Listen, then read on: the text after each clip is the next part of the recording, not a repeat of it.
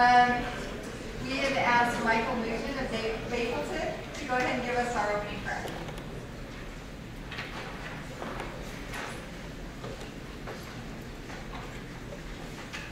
Dear Heavenly Father, we're so very grateful that we can be here this evening, and we're grateful for the great opportunity it is to hear from those that we'll be presenting today. We're grateful for the blessings of being able to further education and pursue careers in areas of interest. We're grateful for the gospel and the opportunity that we have ministries in my hands. And we ask a blessing on those that will be presenting today, that they'll be able to convey the message that they intend to. Please help us to meaningful questions to ask them and to be able to learn and to help us in our future careers. And we ask these things in the name of Jesus Christ. Amen. Okay. So this is just for to give everyone notice. We've actually accepted everyone for the Silicon Valley trip. So if you haven't received an acceptance email, then that means that essentially we had 80 applicants that really wanted to go on the trip. We reviewed all those resumes and prioritized them through a couple different processes with all of our team leads on there. So we appreciate all the applications and just want to say thanks for everyone applying. But all those who've been accepted have already gone to the meeting and are aware of who's on that list. So thank you guys for applying.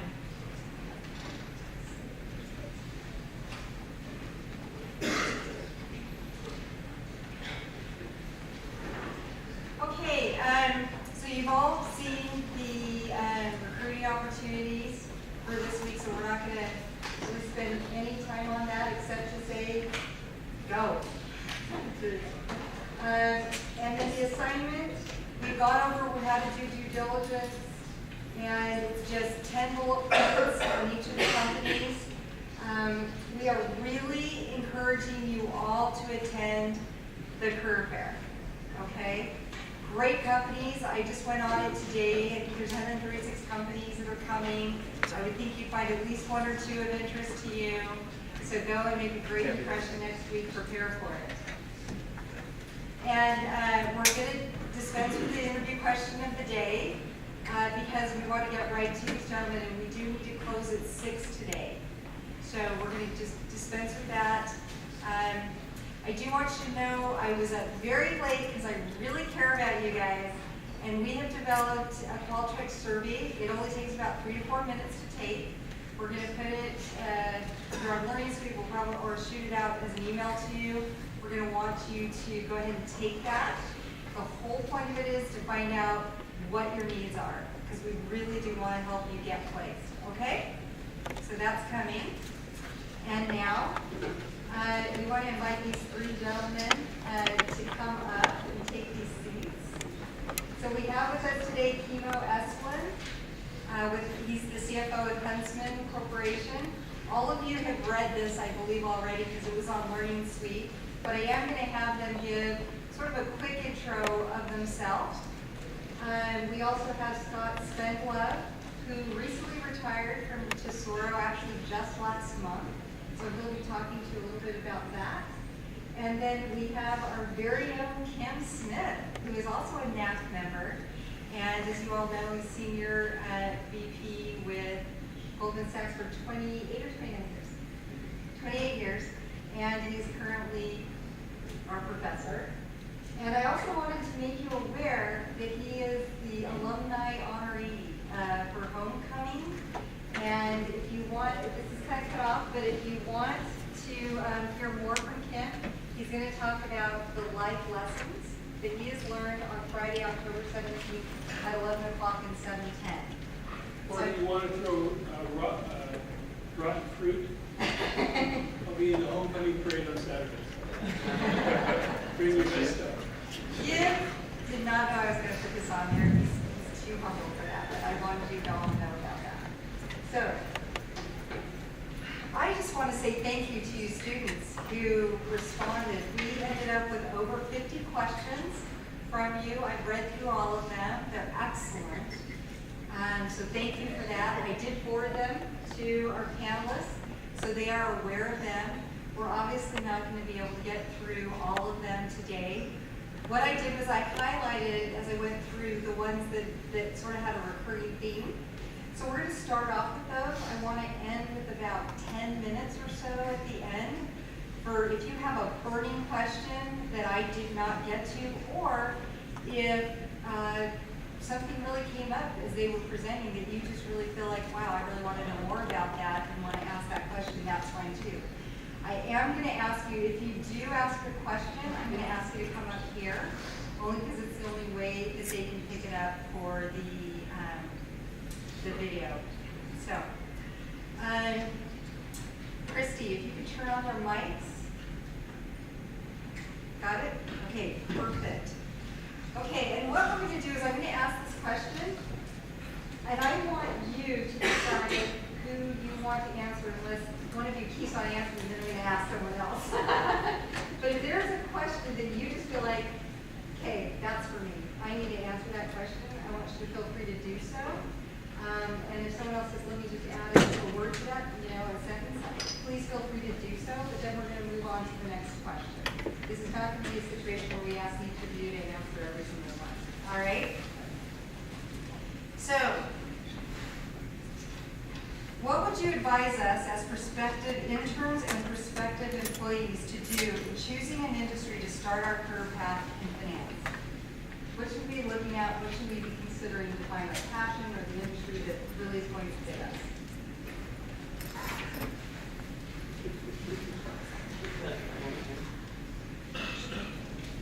I'll be happy to try. Listen, my father was a school teacher. I had no exposure to industries. I grew up in this town, and my father taught at this university.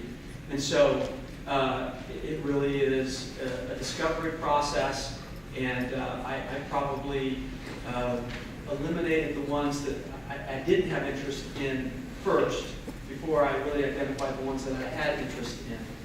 And so, get out there. This career fair sounds great. Just talk to folks.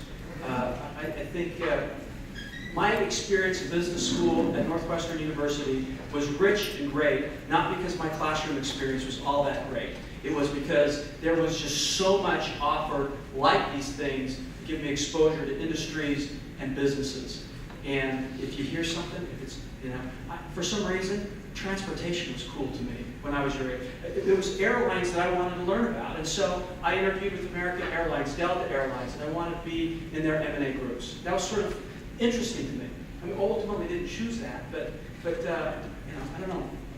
Well, my story is a little similar, actually. My dad's a dentist, or was, before he retired, and I knew I didn't want to be a dentist. I didn't know what I wanted to be, but it wasn't a dentist, that's for sure. And my hands are a little big, I think, is the main problem. Anyway, I came here to BYU, studied accounting, learned the language of business. I grew up in a little town in Southern California that was the world headquarters for the Union Oil Company of California from 1890s to 1955. And their headquarters was then an oil museum when I grew up, and I was intrigued by the fact you could poke a hole in the ground, pull something out of it that was so useful. And so when I left BYU, I knocked on Unical's door, and that's where I started my career. It was just something I was interested in. I would say just pick something that you find interesting, because it'll engage you and you'll learn more about that business. And don't just take the first job that comes along. I just got one quick thing is my dad was a nutrition, so in the same lines I knew nothing about business.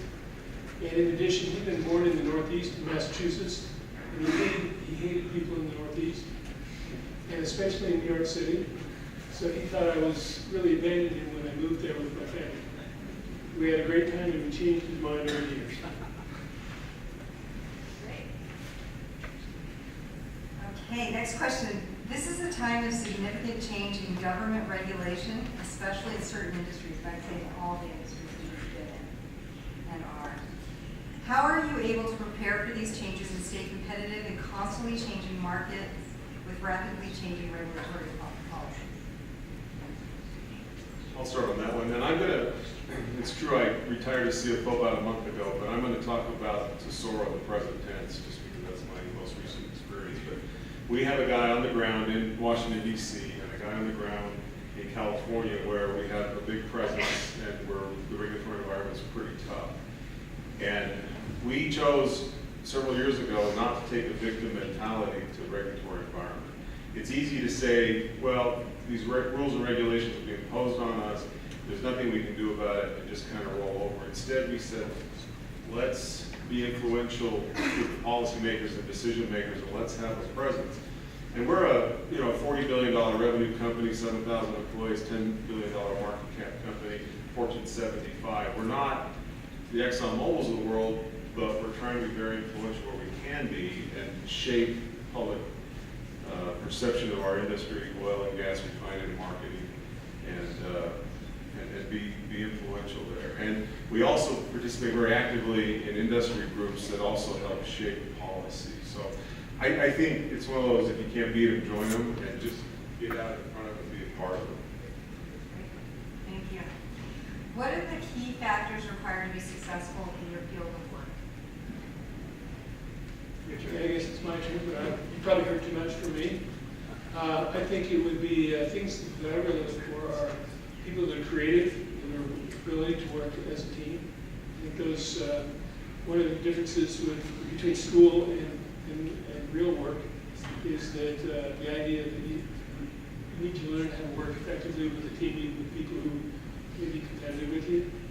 I think the people who are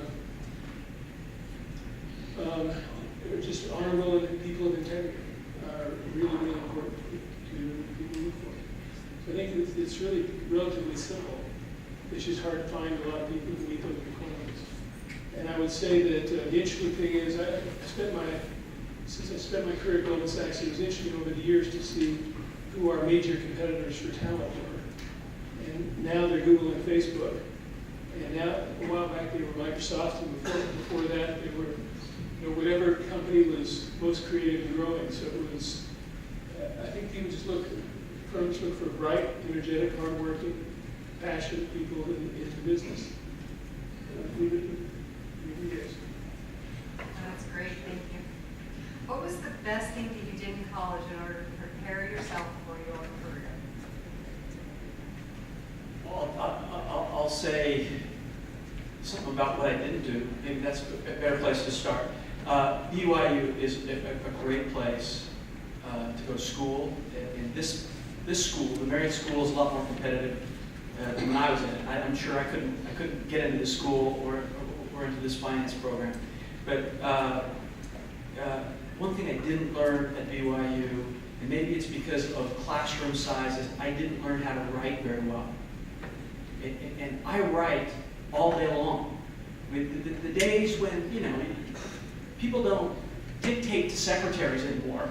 You sit at the computer, and we have a global business. 70% of our business is outside of the U.S. They're in different time zones. And so you are writing emails all day long. And darn, I just didn't learn how to write very well. My dad was an English professor, I mentioned that. And I got 16 on my English portion of my ACT. So I was a crappy writer. But you know what? I didn't take advantage of learning how to write very well here. I wish I had. That's so interesting, because I read these questions ahead of time, and I had a similar thought about how important it is to learn how to write for business.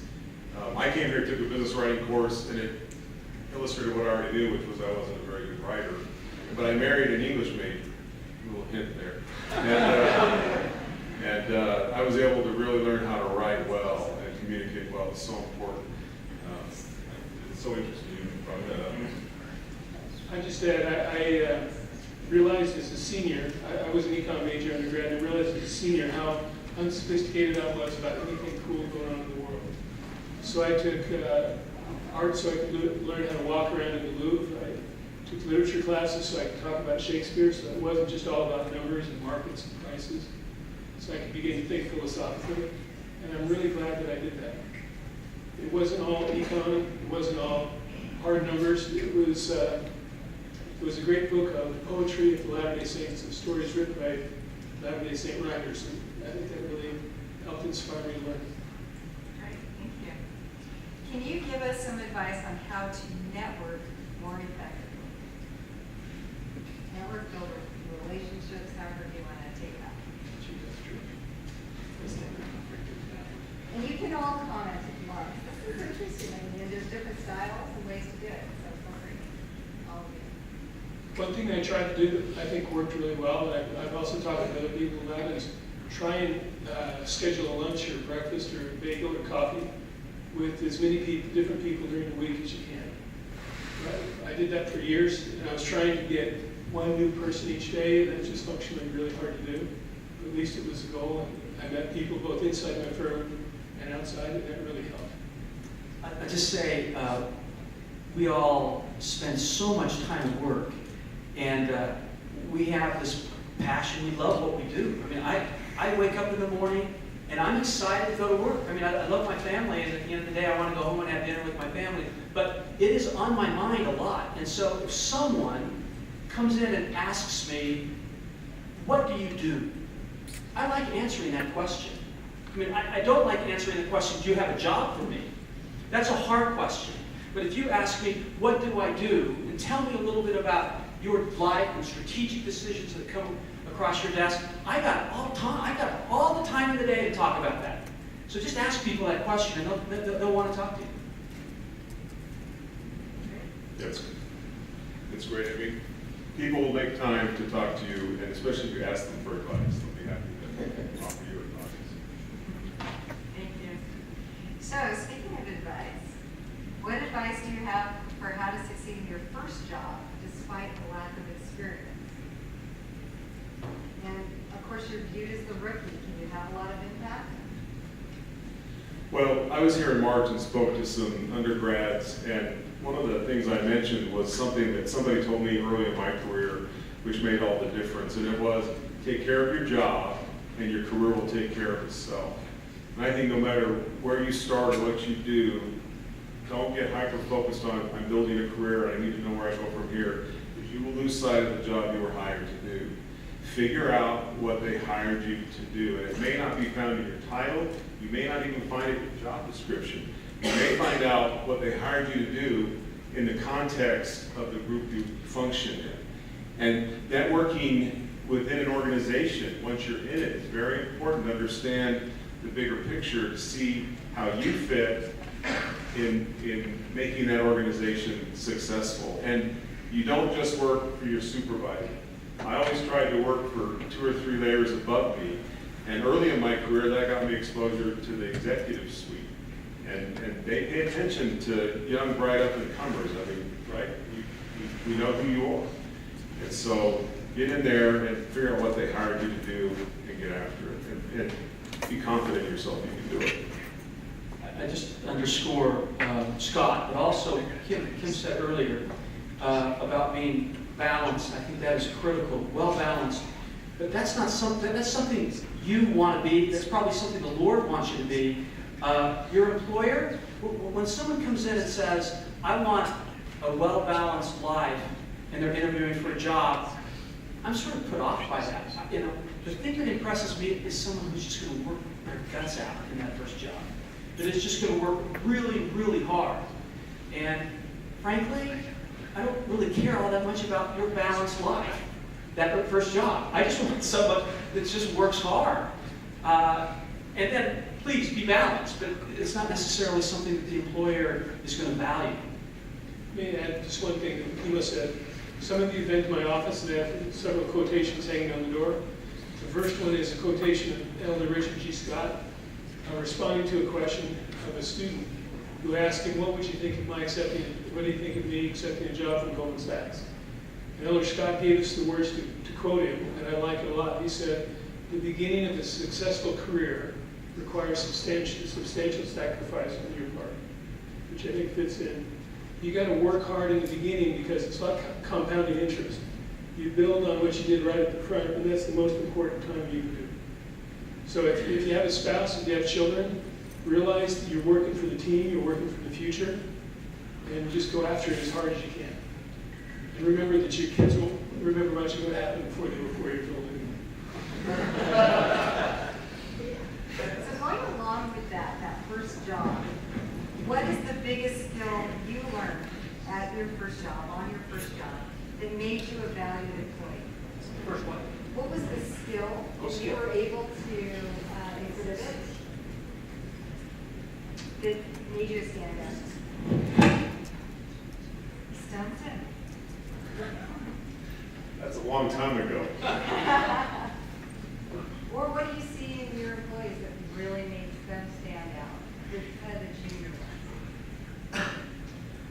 take a shot at this. The thing that impresses me right now with young people, I didn't have, because we didn't have the technology back then, is your ability to data mine and problem solve with all of the information that exists out there on the internet. And so I'll give you an example. We're building a business in Russia right now, and we hired some young guys who just found and identified certain markets for our chemicals that we weren't anywhere near at the time. But they identified markets, growth, sort of channels, all by just sitting at their computer and creating that information. That's just something I didn't have the ability to do at the time, but for a new entry employee to be able to just come up with ideas like that is just tremendous. It's this ability to mine data and create information. I'll give you an example that I think is really interesting because it happened to a BYU student. Maybe some of you went to a presentation given by Matt Miller last fall. Matt's with Sequoia Capital. He's one of the partners. He left BYU 7 years ago. And in the first year, his first few years, he worked for Goldman Sachs in the tech business in San Francisco office. And as a first-year analyst, he got together with another first-year associate and went to the head of the office and said, the way we're approaching the tech business is wrong. We need to change it. And they were persuasive, and they were put in charge of a key segment of the tech business. And they just grew the office in a tremendous way.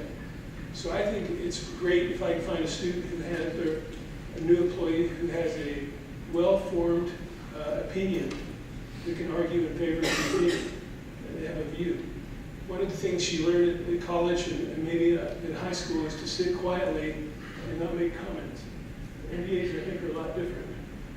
They aggressively challenge one another. I think it's good to learn to challenge, not on a personal basis, but on an idea basis. I would just add, make sure you understand what the expectations are and then exceed them. And always work to exceed expectations. And then also be very flexible and adaptable to opportunities that you can't imagine that you would be good at or you don't understand why they're asking you to do it. Jump in and figure out why they came to you and asked you to do that. My career path included a lot of opportunities to do things that I never imagined. For example, I was asked to lead the locating and building of a new corporate headquarters for the company. And I have no experience in that, but they asked me to do it, and it was one of the highlights of my career. So set no expectations, exceed them, and then be flexible for opportunities that come that will be unexpected. Thank you. Have you ever been in a position where you didn't enjoy going to work at all? If so, how did you learn to love it? I'll take a shot at that. So I graduated in accounting, and I went to work for KPMG in Chicago, and I tell you, I hated every second of that experience. That was horrible. I'm not sure if it was that I didn't like it because I was bad at it, or I was bad at it because I didn't like it. But it was one of those two. And I pulled the ripcord. I got out of that business because I just hated it. And at BYU, shame on me, I didn't get a taste of it. We didn't have internships that much back then. I never got a taste of it before I jumped into that career. And I jumped into investment banking and worked in investment banking for 8 years, and I absolutely loved it. It was very, very different than the experience I had in public accounting. So probably not the answer people were looking for. I think they were asking, how did you turn around a career that you didn't like initially? But anyway, I got out of mine. So you've experienced a few different kinds of jobs. Why did you decide to go for investment banking? I didn't know anything about investment banking, but there was a job available there, and I took it when I saw it. Right. But then how did you decide to then transition into corporate finance? Why did you make that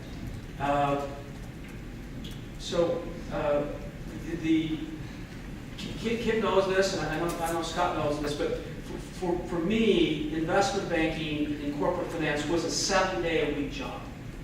And even after the kids turned 5, right, I couldn't go to those soccer games. It was impossible. it just wasn't going to happen. And so I started a process of saying, well, the logical step for me is to go work for a client. As a treasurer or a CFO, the guys that I'm calling on and taking M&A ideas to or helping finance their balance sheet. And so it was a natural progression for me. I loved investment banking, but it just wasn't sustainable, at least the shop that I was at, it just wasn't going to be sustainable for me. So 8 years is really all I can sort of carry. Kim, how did you make it work? I wasn't in investment banking. I worked for an investment bank, but I was on the market side. Wow, okay. And I came in very early in the morning. Usually I was at the desk by 6 o'clock. And I worked 12 to 14-hour days, but that meant 6 or 8 o'clock by the time to leave. And the day was incredibly intense, energetic, and volatile.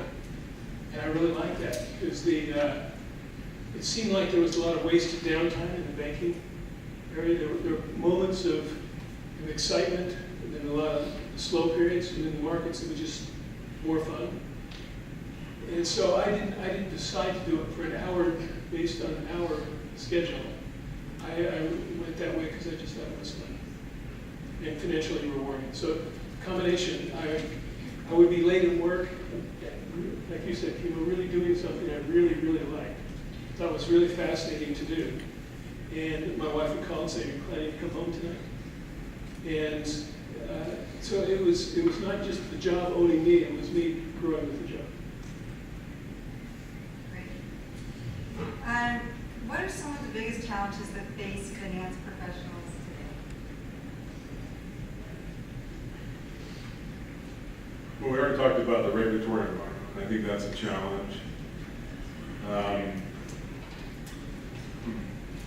mean, certainly market volatility is a real issue. Hiring the right talent. I mean, I don't know. To me, they're not problems unique to the finance field. It's just to be in business in general. You have to be agile and flexible and kind of get out ahead of the markets a bit. But you also have to be focused. And I work for companies and CEOs who just chased the next opportunity, and we lost opportunities because we weren't focused.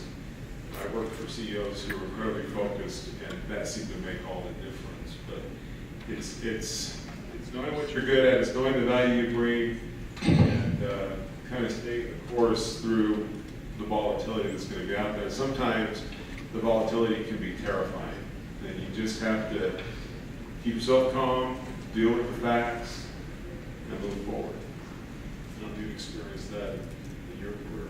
I've had some terrifying experiences financially. But yeah, I think, so I just got back to New York, and I spent time with 30 of our shareholders.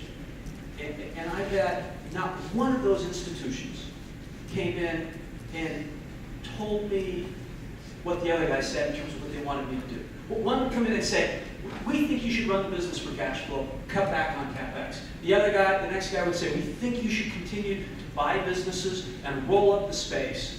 The next guy was, "You got to be return on asset focused." The other one was, "EBITDA, you got to grow the EBITDA line." They're all over the place. Exactly right. They're all over the place. So there's no one silver bullet in finance when you're trying to lead the business. You've got to be able to understand all of those metrics and be able to speak to them. They're all important, but return on assets, growth, none of them are sort of the metric that everyone wants. Everyone has something they want. And so you have to speak to them, you have to be able to prioritize them, and be able to make decisions based on where you think your shareholders want you to go and where the management should go. I'll give you one quick answer. I think that this is kind of a very subtle question. And one example of it would be before the 2008-2009 market crash, when I go somewhere in New York for dinner and they'd say, "Who's reserving it?" or something like that, I'd say Goldman Sachs, and there'd be some exaggeration, but not much, a hush come over the crowd because the Goldman person was here. Everyone wanted to be one. Because of the political crash, the firm got badly stained because they couldn't really explain very well what good they add to the world other than making money. And I think sometimes finance falls into that category. You know, if you're just manipulating money, what good are you? And I think it's good for us to be thinking of ways, for example, home mortgages are incredibly easy to get now, really cheap to manage. It used to be incredibly expensive, but the finance industry has made it a lot better. There's many other things where the finance function adds a lot of value in ways that benefit real people. But it's a subtle point to try and capture. Well, that's a really good point. A long time ago, I thought, who are the investors I'm working for, right? Who are these fat cats with big cigars and big cars and big houses? Well, it's not any of that, right? Most of these investment funds you're talking to, that I've talked to, are managing pensions, they're managing insurance, they're taking money that we're investing and they're working it for us to generate a return. And when I remembered that, it kind of brought value to what I was trying to do as a CFO. I had stewardship for a balance sheet for a corporation, which impacted jobs, and then returning value to shareholders, which impacted the broader economy. I think one thing I love about BYU is you come out of here and you're a little more grounded in those kinds of outward-facing priorities. And I think that's something you need to carry with you into the business world and not lose sight of who are you serving. You're hired to do a job, but who are you serving? And be aware of that. So right now, we are in the height of, and we will be all year long, trying to have these students place internships as our juniors. So I had a few questions about, and I know you don't typically interview this level, but I'm still going to ask the question because it was asked, what are the top things you look for when interviewing for internships and jobs? And I would say top jobs, full-time jobs. You say top. Yeah, what are the key things you look for? They want to know how to nail it in an interview. That's basically it. Well, I think they're all different. As I think about people we've hired, it seems like they're not all the same. And there's usually something that sort of sticks out in that interview. And you have some belief in this individual for some reason, right? In some cases, it may be that they know an awful lot about business we're in. You know, the risk we have in hiring young people is they work for you over a year or 2 years, and then they leave because you train them. You don't really get a lot out of them in the first couple of years, and they leave. But if they know something about what we do, it gives me some sense that they know they want to do this. Now, I'm not suggesting that they completely, you have to sort of pretend like you want to do that thing, right? Whatever it is, right? Because I'm not sure everyone knows what they want to do. But a general sense for if someone comes to talk to me and they know about our competitors, they know about the environment we're in, they know about our business and what's interesting about our business. Now, I don't think you have to be a scholar, but something about it. So that's the due diligence that we've been trying to teach them. Do that before you go to the interview. So perfect. If you came to me for a job interview, the fact that you're coming out of BYU, I would give you high marks for that to begin with. I mean, not just because I came from BYU, but because I think this is a wonderful school and is a good job. So it's not so much what your grades are and where you stand in your class. Certainly your experience and other things you've done in life is important. Coming out, what I want to know is why. Why did you study finance? What drew you to that? I want to know what is motivating you, because that'll tell me an awful lot about what you're willing to do in a career and where you're willing to work. And if you have clarity on why you picked finance. Honestly, I wanted to be a lawyer. My dad said, "Oh no, son, pick something honorable." Those were his exact words, right? And, he also wanted me to be an airline pilot. But I studied accounting because I wanted to have a business career. I didn't know what that meant at all, and I knew it taught me the language of business. But I'm not sure that's the kind of clarity I would hope to hear from somebody that I was interviewing or that I would be interviewing. I'd like to know that your understanding of why you chose finance is clear enough that it'll convey a passion for it. I'd also like some idea of your vision for your career, where you think you might go and what aspirations you have.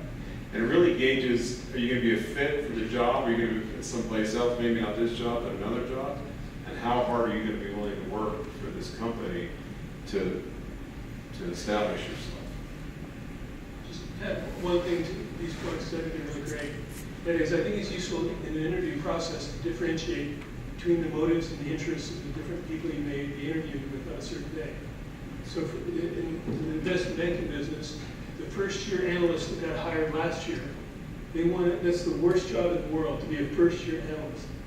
So they're grinding spreadsheets all the time, they're working their heart out overnight, and they want to dump that on a new incoming first year and get out of it. So what they're going to look for is, can you do spreadsheets?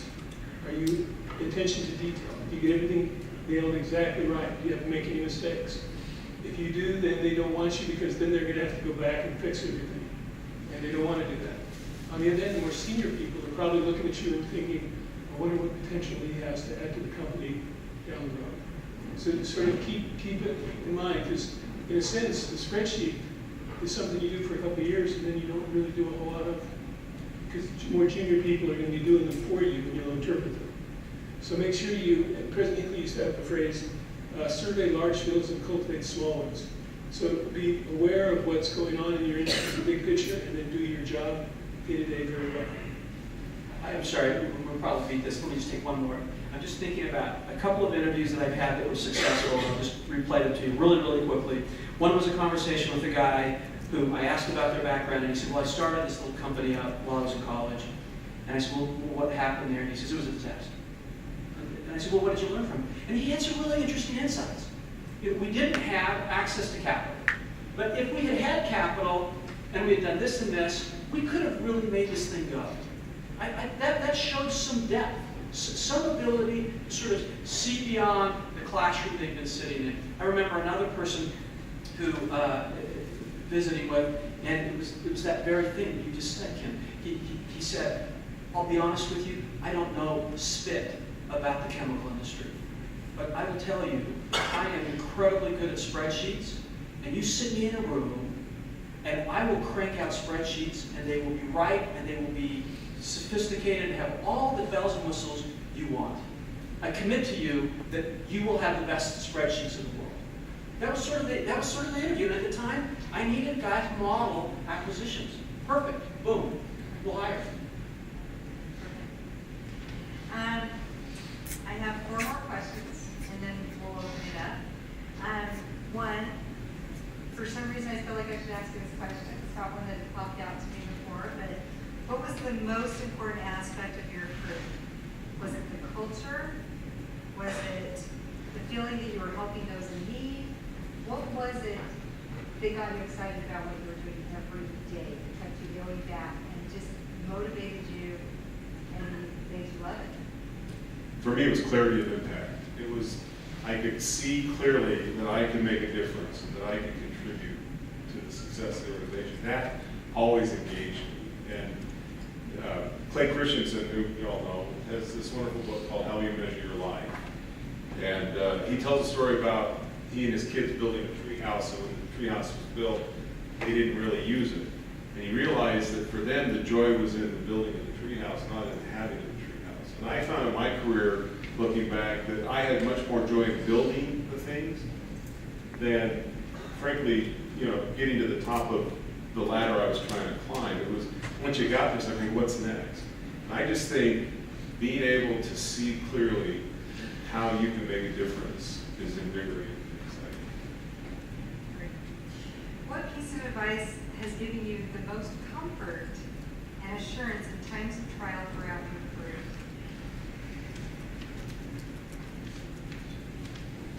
Trials real fast.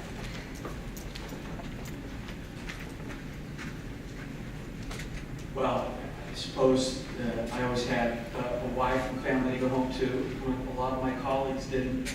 And you could sort of walk away from the job and say, who gives a dang? It really doesn't matter, right? I mean, going home and knowing that that's where it all mattered to me was really the only thing that got me through rough times.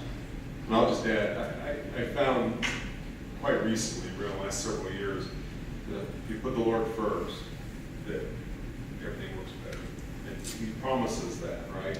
Seek ye first the kingdom of God, and all these other things will be added to you. And that, boy, when you're your age and you're trying to go build a career, that's really hard to accept and let go. But I'm telling you, put the Lord first for the rest of your life, and these things will work out.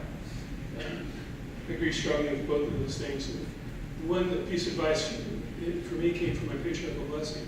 It said, accept the counsel and encouragement from your wife. And I made the mistake of showing that to her shortly after we were married. And so for over 30 years, she's given me very direct counsel and encouragement. We may disagree about how much counsel versus how much encouragement, but she was a stay-at-home mom. We started with twins, the first year I joined Goldman Sachs. So she was very busy. She was a shrewd judge of people, and she had my back. She was a tiger wife. You know, you've heard about the tiger moms that watch out for their kids. She was a tiger wife, watching out for my best interest, and it was really important. She was a good advisor to me. When we first married, she didn't know anything about finance, but she became over time. Julie Buffett is the nickname we give to her. She second-guessed all my investment decisions and talks about, and actually gives great advice. And that's I would find in your spouse, but maybe in other brothers and other associates too, people that care about you a lot and will help you watch out for your interests. So just two more questions before we open it up. From your experience, what has been the enabling factor for you to affect change, whether in your family, community, or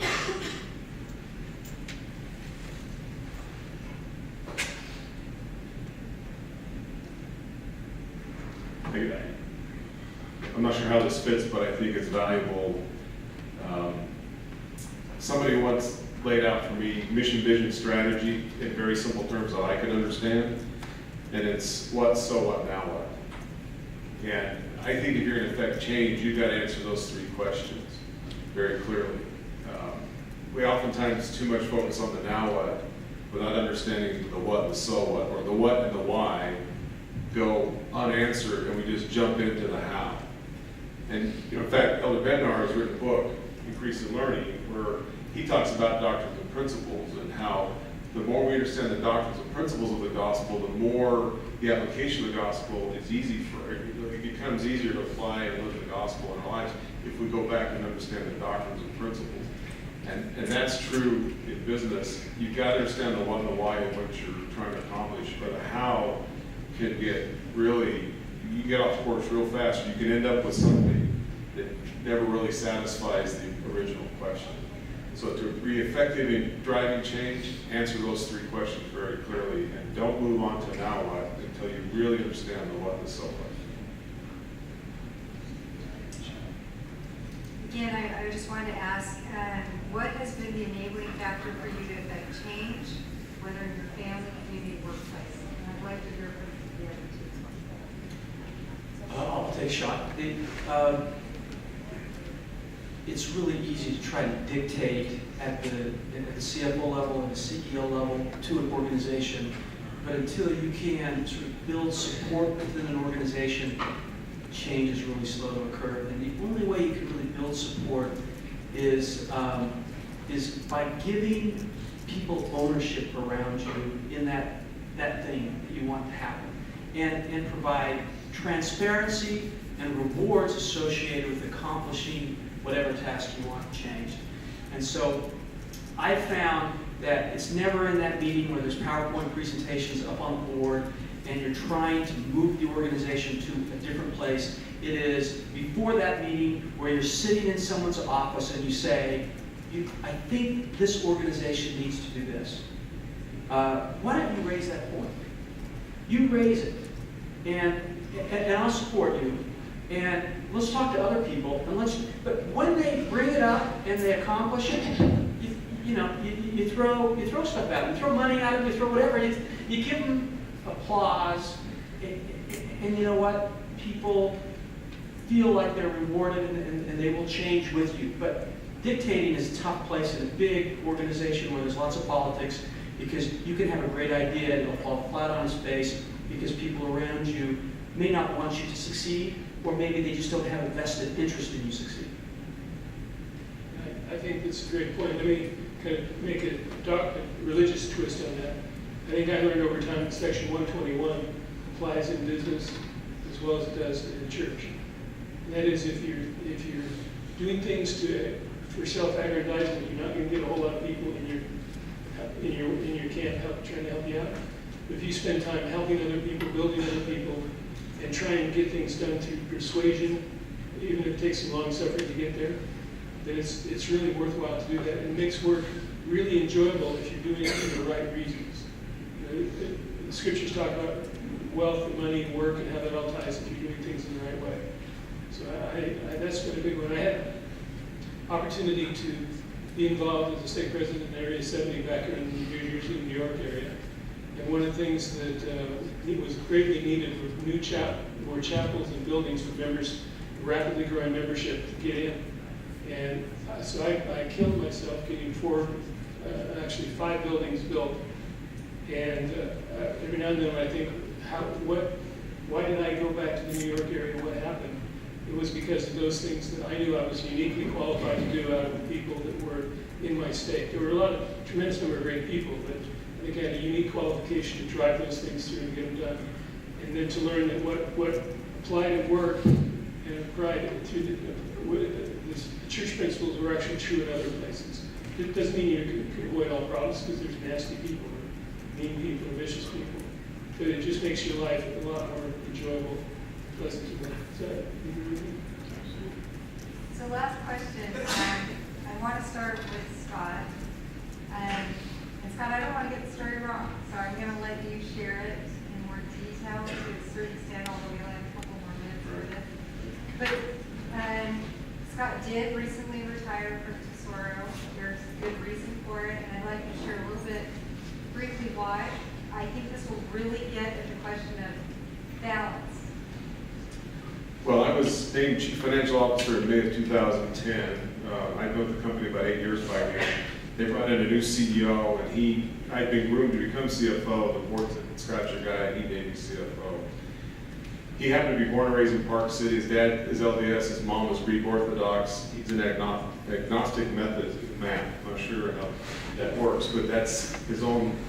He had a high opinion of me, but a low opinion of the church, frankly. And at the time, I was serving as a counselor in the state presidency, and I told him that. He said, well, I think it's good to be involved in things, but don't get in the way of the CFO. And I said, okay.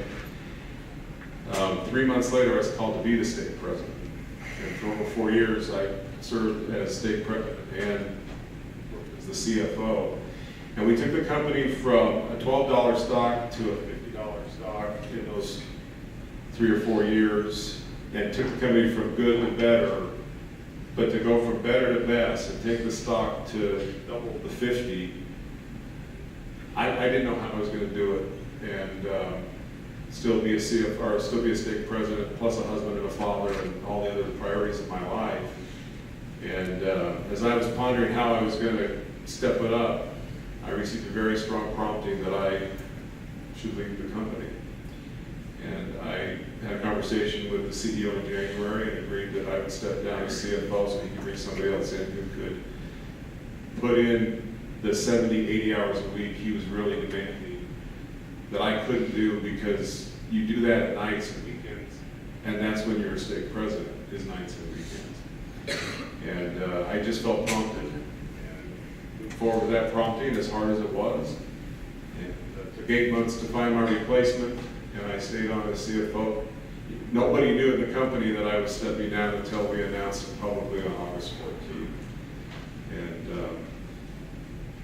essentially I had to choose between being a CFO and being a state president. And he asked me, frankly, to make the choice. And I told him, you'll have to find another CFO. So I don't know what's next. I'm able to retire, but I'm only 51, so I'm looking for the next journey. You're dead meat. The church is going to nail you. You know that's going to happen. How about them Spurs? You think they're going to win 6? Changing the subject.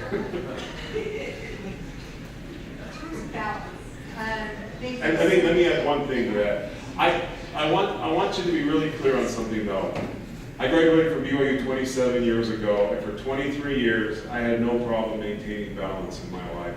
It's what we've already talked about. When our kids were really young, I worked tons of hours, went back to school, got a graduate degree. I really built my career. As the kids got older, I could balance, and as callings came, I could balance. It's only the last 4 years, under this circumstance with this CEO, by the way, who's an amazing CEO, and I have the highest respect for him and what he's trying to do to the company. It's just in the last 4 years that I was stretched to the point where I had to make a choice. But otherwise, I was able to balance. And I could go out next week and probably find another job as a CFO that would give me balance in my life. But I don't want you to despair and think you can't find balance. I had it for almost my entire career until really the last year. Thank you so much for sharing that. I don't know if anyone else would want to share, or we should end with that. Yeah. Okay, I'm going to need to leave for Phoenix. I want us to give them, is there anyone that has a burning question or one that you can just come down and ask later? Okay, let's go ahead and give them a round of applause.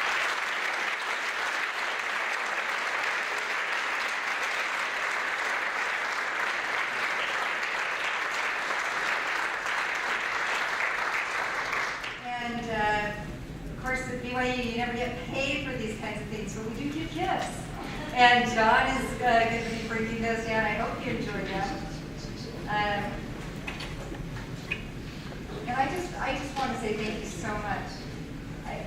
Scott did everything he could. He actually he had to leave his wife in the airport because his plane got delayed, and he said, "I've got to get to Utah." And so he booked himself on another plane just to be here for us. And I really appreciate that. Kimo drove down. He's got to drive back up for a meeting at 7. And Kim, thanks for doing this for us.